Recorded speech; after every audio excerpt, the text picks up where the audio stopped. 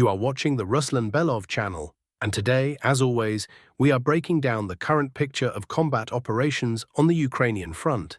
Let's get started. Today we finally have video-confirmed data on advances along the line of contact, which we will examine in detail in this episode. We will begin with the sector that falls under the responsibility of the Eastern Group of Forces. Russian units have recorded successes on several axes simultaneously, 3 to be precise, although only 2 of them have so far been reflected on the map. The third sector, for some reason, has not yet been updated on the scheme, even though information on it is available. Where exactly did the changes occur? In the area of Rozhdestvensky, on the approaches to Verkhnya Tersa, and, the sector not yet shown on the map, on the approaches to Huliai-Polske. Let us go in order, starting with Rozhdestvenska. Here, Russian fighters managed to advance 1 kilometer and 300 meters forward and reach the immediate outskirts of the settlement of Zanitsia. The distance to the first buildings is now literally around 300 meters, a gap that is difficult to call significant. In addition, as is clearly visible on the map, control was expanded in the southern direction as well, with results there slightly stronger than on the northern flank, approximately 2 kilometers. On this section, Russian units did not reach any settlement directly, but they did manage to straighten the front line in front of Zaporizhzhia. Furthermore, the distance to Lyubitska was reduced. Previously, the eastern edge of that village was roughly 4.5 kilometers away. Now it is approximately 3.5. Lyubitska itself is a fairly significant settlement. Some military analysts have already begun referring to a separate Lyubitska axis. Slightly to the south, Russian units expanded their zone of control north of Hirka, occupying an area containing agricultural structures. At the same time, control was extended westward from Tsvetkovi. The combination of these advances brought Russian forces to within approximately 500 meters of the outskirts of Verkhnya Tersa. That settlement is one of the key points in a new defensive line that Ukrainian forces built recently with the aim of slowing the Russian advance in the western direction. This defensive line rests on 3 anchors: Rozhdestvenska, which has already come under Russian control, Zaporizhzhia, and Verkhnya Tersa, which is yet to be taken. Breaking through this line is one of the priority tasks on this axis. The distance to Zaporizhzhia is around 1 kilometer and 200 meters, also not much, while the distance to Verkhnya Tersa is, as already mentioned, around 500 meters. It is also worth noting that Russian fighters maintain the ability to move forward even under significant pressure from the northern flank. The pace of advance has undoubtedly slowed, and considerably so, especially compared to November and December of last year. But the group has not stopped and continues pushing forward through enormous effort. At the same time, it is important to understand, certain fighters on the Ukrainian side are aware of the real state of affairs. They understand that when they are thrown into a counterattack, they are essentially being driven to their deaths, used as expendable material, and some of them want to surrender. Videos have appeared online showing 2 Ukrainian servicemen walking toward Russian positions, dropping to their knees and raising their hands, at which point they are shot by their own comrades. I will be honest, when I watched that footage, I felt sorry for those men.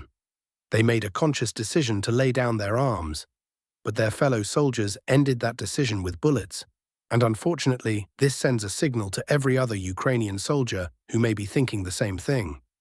They see it. Take one step in that direction, and your own side will kill you. Now, regarding the third sector that has not yet been reflected on the map, I cannot say why it was not updated, because this is not unverified rumor or anyone's subjective assessment.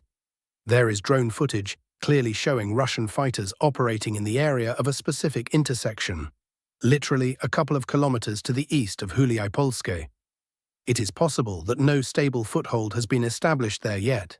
You cannot determine that from the available footage, which only shows the presence of Russian military personnel at that position. But if they are there, they have reached that point. We will wait for the map to be updated and then examine the situation in more detail. For now, the signal is unambiguously positive. To summarize the Eastern Group of Forces sector as a whole, no major pace of advance comparable to what we saw in November and December should be expected. Ukrainian attacks are continuing, and a significant portion, if not the bulk, of available forces is being directed toward holding defensive positions. Nevertheless, small but real advances are being recorded, and that trend will continue. We move on to the Central Group of Forces sector. Not all changes in this area have yet been plotted on the map. What is known at this point, Russian units are continuing offensive operations on the stretch from Zaporizhzhia to Novyi Donbass, with Ukrainian forces regularly launching counterattacks in an attempt to contain the movement. According to incoming reports, Russian troops are engaged in fighting in the southern, more precisely southeastern, part of Zaporizhzhia. Clearing operations in Hryshyn are also ongoing. Available data suggests that a portion of Ukrainian servicemen are still holding out in basements, in approximately a quarter, possibly a third of the settlement. However, organized resistance in Hryshyn has effectively ceased. What remains are isolated pockets that Russian units are attempting to neutralize under conditions of intensive Ukrainian drone activity. The Ukrainian side is making significant efforts to prevent the final establishment of Russian control over the settlement, which it regards as strategically important for subsequent operations on this axis. Reports are also coming in of advances in the Beletsky area and positive developments near Novyi Donbass. These changes have not yet been mapped, but information on how the situation is evolving in this sector continues to arrive. One additional matter deserves attention. Intelligence intercepts and observations along the line of contact give grounds to believe that the Ukrainian side is preparing a counterstrike on this very axis. It is expected to be preemptive in nature, aimed at disrupting a possible Russian offensive following the end of the mud season. According to available information, assault units of the Ukrainian Armed Forces 7th Assault Corps may be redeploying to this area for that purpose. A strike against the flank and rear of Russian forces west of Pokrovsk is not ruled out. With a possible push toward the city, primarily its western part, and an attempt to emerge behind the Russian grouping operating in the Hryshyn area and further in the direction of Dobropilya. If such a scenario materializes, it could seriously complicate, or in the worst case, derail the offensive plans of the Central Group of Forces within the framework of the spring-summer campaign. Moving on, an update has also come in from the Constantinovka sector. We covered this topic yesterday, and I shared the information I had at the time.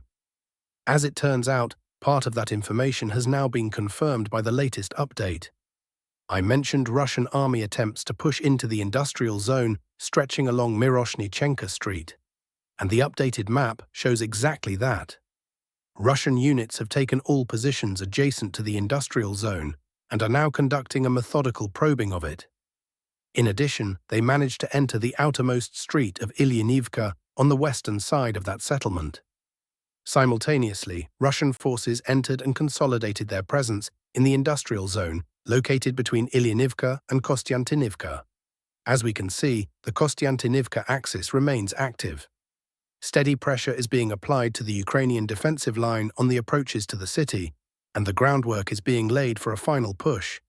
The objective of that push is to replicate the scenario seen in Seversk, to have the Ukrainian defensive posture inside the city itself collapse rapidly under mounting pressure. Whether that will work remains to be seen. In my assessment, the chances are quite real. That is all for this sector for now. As they say, better than nothing. We turn now to the Southern Group of Forces sector. In the Konstantinovka area, combat operations continue at high intensity. Not all current changes to the line of contact are being mapped, as the situation within the urban built-up area remains extremely fragmented. Control over various neighborhoods is distributed unevenly, and the line itself in certain sectors has a mosaic patchwork character across roughly half of the city's territory. This configuration is likely to persist until the main phase of assault operations is concluded. According to incoming data, Russian units are taking measures to disrupt the supply of the Ukrainian garrison. Reports indicate the demolition of 2 dams in the rear areas of Ukrainian positions in the Konstantinovka zone. It is assumed this may have created complications for logistics and supply. At present, fighting continues in both the southwestern portion of the city's residential high-rise district and on the northern axis, where Russian units are applying pressure from the direction of Novodmitrivka. Let us now shift further north to the Sloviansk and Kramatorsk area. where the southern group of forces is also operating. Here, combat operations toward Malinivka have not let up. Forces, drawing on the Fedorivka-Druha and Privolia areas, continue their attempts to advance toward the Watershed Ridge and ultimately toward the Siversky Donets, Donbas Canal. One of the possible objectives of these operations is to create a threat to the flank and rear of Ukrainian positions in the Rye-Oleksandrivka area from the south. The fighting around Reznikivka, between Kaliniki and Reznikivka itself, has reached a particularly intense level. Ukrainian forces are systematically launching counterattacks in an effort to prevent Russian units from consolidating on the western outskirts of the settlement. If such consolidation does occur, it could set the stage for a further advance toward Rye-Oleksandrivka through the valley from the northeast, via Kaliniki. Combat operations on this sector remain extremely tense and are accompanied by unrelenting strikes and counterstrikes from both sides. Over the past 24 hours, to draw a general conclusion, the Russian army has brought slightly more than 12 square kilometers under its control. We now turn to the Iranian front, where events are unfolding rapidly and gaining in significance with every passing hour. Iranian armed forces struck the Prince Sultan Air Base in Saudi Arabia. 5 U.S. Air Force aerial refueling tankers sustained damage in the attack. According to available information, the aircraft have been put out of action, though complete destruction was avoided. American tankers and a number of oil infrastructure facilities also came under fire. Iranian unmanned systems continue to strike an ever-growing list of strategically important energy sector targets across the region.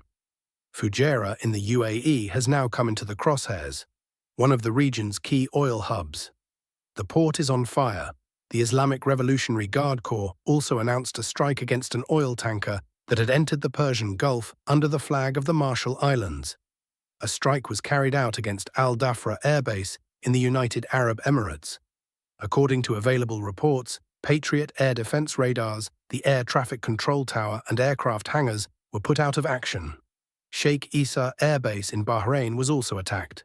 Early warning radar systems, hangars, aircraft parking areas, and U.S. aviation fuel storage tanks are reported to have been destroyed. Reports are also coming in of a massive missile and drone strike against the Al Adari helicopter base in Kuwait, where hangars, personnel assembly points, and helicopter storage facilities were reportedly hit. The situation in Israel is no less tense. Iran conducted its most powerful missile strike since the start of the current armed conflict, deploying 30 ultra-heavy ballistic missiles.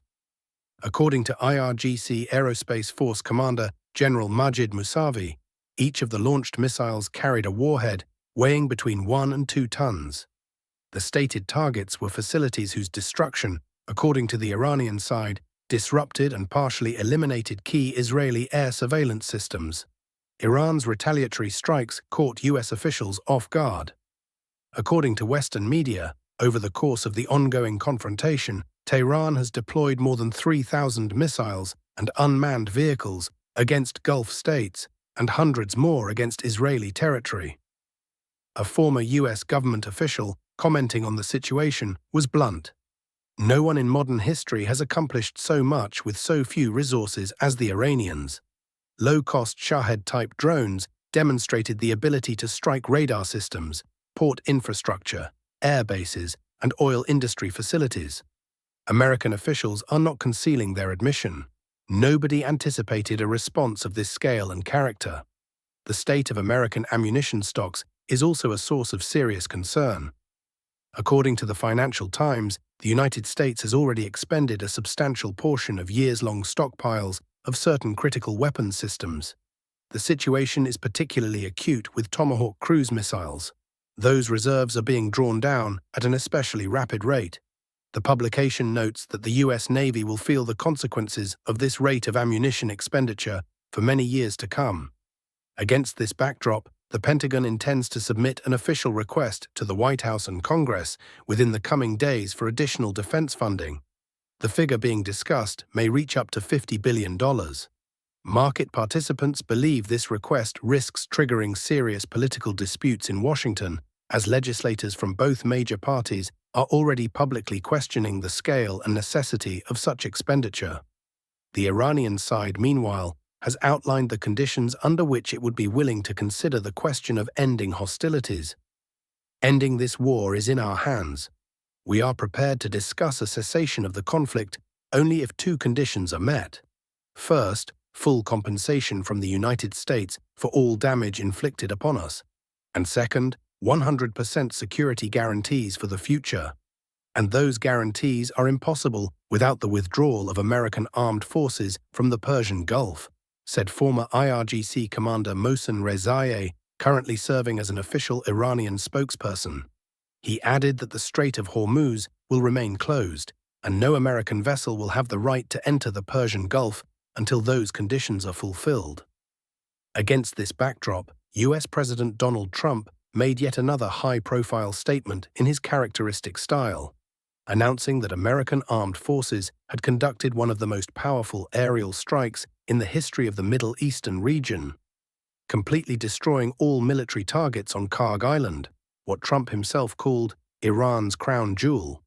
We quote, "Moments ago, at my direct order, the United States Central Command struck one of the most powerful bombing raids in the history of the Middle East and totally obliterated every military target on Iran's crown jewel, Karg Island. Our weapons are the most powerful and technically advanced that have ever existed in the world. For reasons of decency, I have chosen not to destroy the oil infrastructure on the island. However, if Iran or anyone else takes actions that interfere with the free and safe passage of vessels through the Strait of Hormuz, I will immediately reconsider this decision. Our armed forces are the most powerful and effective military machine in world history. Iran has no ability whatsoever to protect anything we choose to strike. There is nothing they can do about it. Iran will never have nuclear weapons, nor the ability to threaten the United States, the Middle East, or, for that matter, the rest of the world. Iranian military personnel and all those connected with this regime would be wise to lay down their arms and save what little remains of their country. And what remains, it must be said, is not much. Well, Trump remains true to himself.